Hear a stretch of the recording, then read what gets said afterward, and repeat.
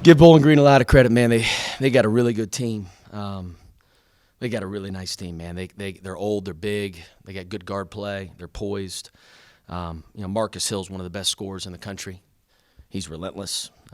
He is absolutely relentless. I feel bad for our guys. I thought we deserved to win the game. Out front, Marambo tries the three and buries it. Marambo, top of the key. Yeah, I thought we deserved to win the game. I do think their pressure obviously really bothered us late.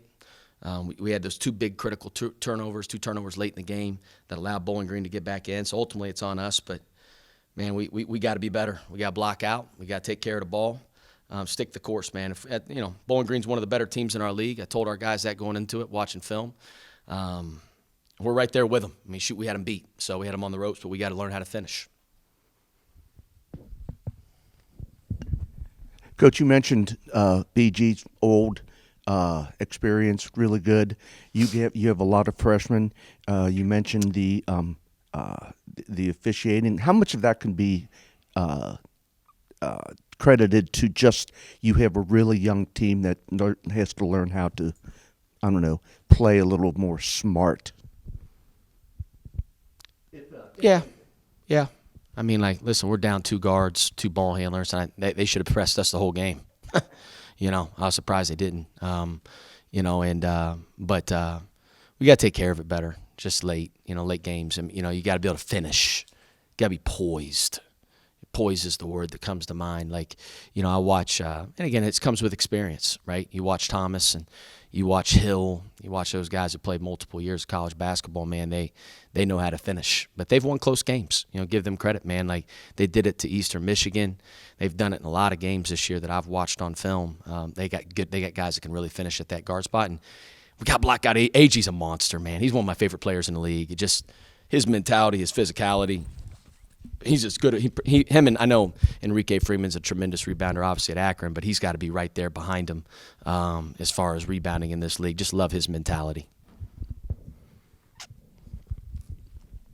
You started out in the zone, and they were hitting the threes at that point in time. Were you at all concerned about the zone, or eventually they kind of cooled down, or was that more or less what you figured would happen sooner or later? Yeah, water always finds its level.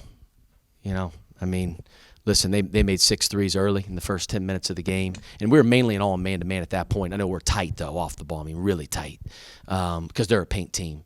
But water's going to find its level. I told our guys, keep swinging. We'll get right back in it, and that was in the first half, and I don't think they made a 3 in the second 10 minutes of the first half. And then we went on our run, right? And it's what our response was good in that instance.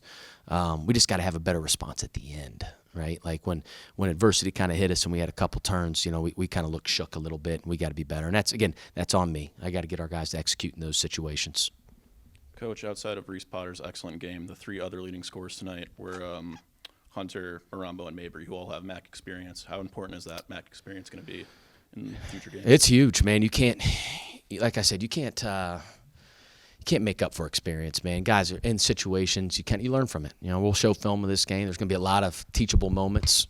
We'll continue to grow as a team and get better. And like I said, told the guys afterwards, man, I'm proud of them. Listen, we're playing hard. We're trying to play the right way. We make mistakes.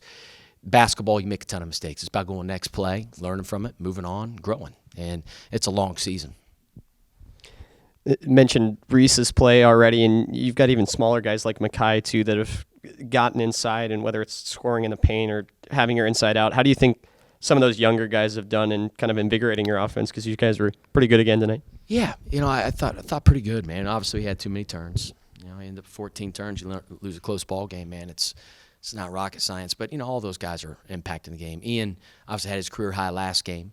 I think he had 23, and tonight didn't have as many, but he did some good things though. He did. And, Reece is doing some good things. Cooper's doing some good things.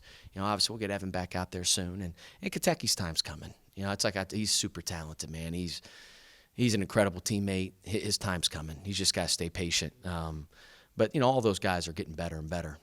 But these moments make you grow up, right? They force you to a little bit. You kind of get baptism by fire. Anybody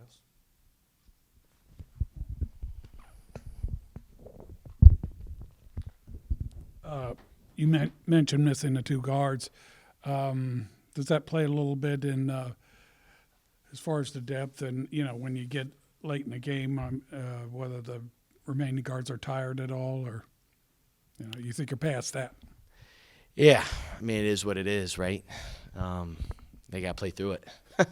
Yeah, I mean, it's just they really turned up the pressure when we took Cooper out to get him a breather. That's when they started really pressuring, and then we had those couple turns in a row. We had to get him back in there. Got to handle pressure, though. I mean, listen, to me, with our group, we have to beat it via the pass.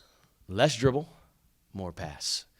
You got to know what the strengths of your team are, especially when we're down at Psaro and Cooper was out at that time. We're more of a passing team, maybe more than a dribbling team. And again, that's ultimately that's on me. Our guys, we didn't run good enough press offense, and I thought that was really it's what kind of cost us. So what's the prognosis of those guys? Hopefully, it's day to day with Evan, and I think Brad hopefully will be back in, I would say, roughly a week. Again, it's rough. As you know, like those, he had a really bad, he hurt his shoulder back. I think that was against the Western Michigan game. Evan did the same thing last game. So Evan's probably a little bit more day-to-day than Brad, but I would anticipate Brad being back soon. You guys had it going for quite a long time, but then what happened down the stretch there, in your opinion?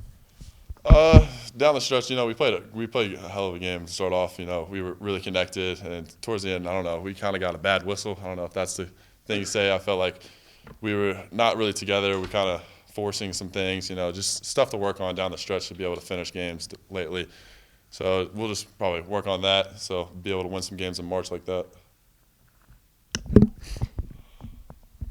To talk about your performance personally, 17 points, 5 boards. What were you doing out there that led to have so much success?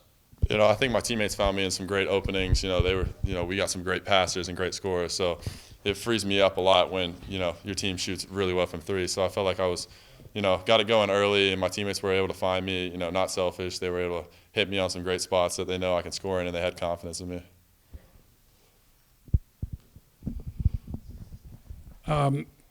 How did it, now that you've got kind of a big three in there to compete with other teams, how did it go with the big guys that Bowling Green put out there? How was it inside? It was really fun playing against them. Spurgeon and AJ are great bigs, so it's fun competing against those dudes. So, me, Andy, Jaquel, Jackson, it was fun being able to battle against them. It's just something, it's just fun. You look forward to battling good bigs like that. So, they're great players, so it was fun playing against them.